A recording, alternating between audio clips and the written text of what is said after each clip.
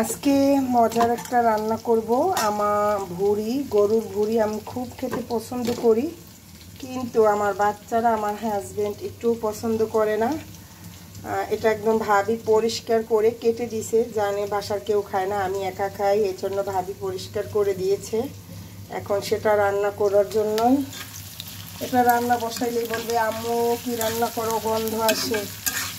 ওদেরকে বুঝাইতেই পারি না, তো ওদের কাছে গন্ধ লাগে আর আমার কাছে খুবই ভালো লাগে।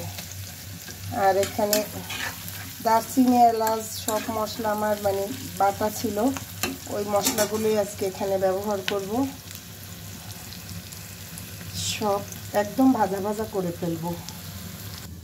এই হচ্ছে পেঁয়াজ বাটা, রসুন বাটা, আদা বাটা, জিরা বাটা।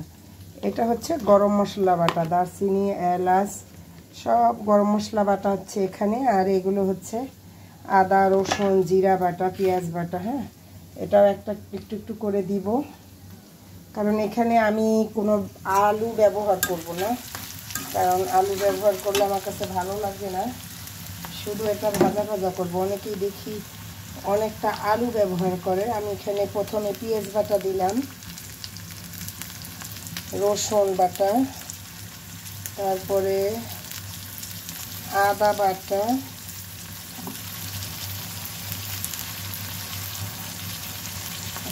তারপরে দিলাম জিরা বাটা, এই যে।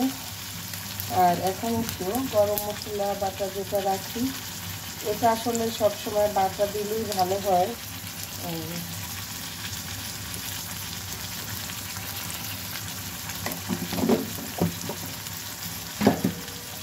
মশলাটা কিছু করে তারপরে এখানে মশলা দিয়ে দেবো, মরিচের গুঁড়ো আর হলুদের গুঁড়ো আর জিরা, ধনিয়ার ফাঁকি।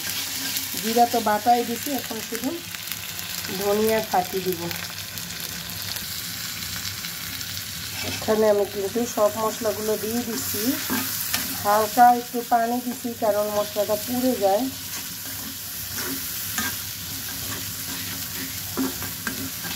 আসলে গরুর ভুঁড়ি রান্না করতে হয় কয়েকদিন জ্বালাইলে বেশি ভালো হয়, তবে আমি আজকে এটা একদম কম আঁচে দিয়ে রান্না করব। বিসমিল্লাহ। কে কে গরুর ভুঁড়ি খেতে পছন্দ করেন বলেন তো? আমি পছন্দ করি, জানি এখানে 90% মানুষই পছন্দ করে। যেমন আমার বাচ্চারা খাবে না, আমার হাজব্যান্ড খাবে না, বলবে এটা কোনো খাওয়ার জিনিস হলো? আরে তাদেরকে বুঝাইতেই পারি না এটা যে কত মজা, কীভাবে বুঝাবো বলেন?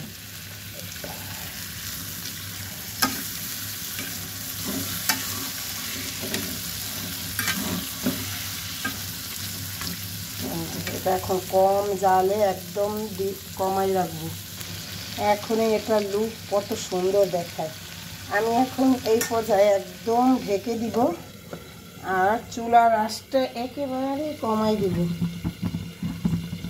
এই যে হতে